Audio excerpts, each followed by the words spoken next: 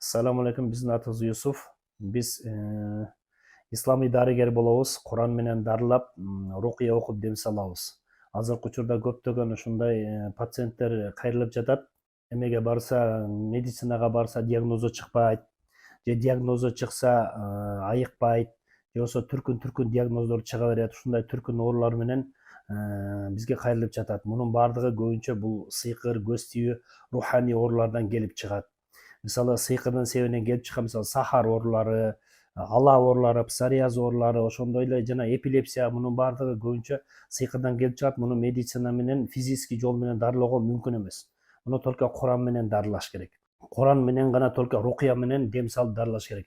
Себеби пайгамбарыбыз да ооруган ушундай сыйкыр менен. Сыйкыр менен ооруганда эмне болду эле? Пайгамбарыбыз кантип айыкты эле? Пайгамбарыбыз Куран менен дем салып айыккан. Ошондой эле бул сыйкыр, руханий оорулардын баардыгын тең только Куран менен дарылап дем салып, анан дарыласак ана айыгат. Башка жол жок.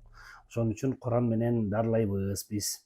Анан кимде ушундай симптомдор болгон болсо, сахар болгон болсо, эпилепсиясы болгон болсо, же ушундай больницага барса такыр диагнозу чыкпай, түркүн ушундай ооруларга кабылып, андан результат чыкпай аткан болсо бизге кайрылсаңыздар болот.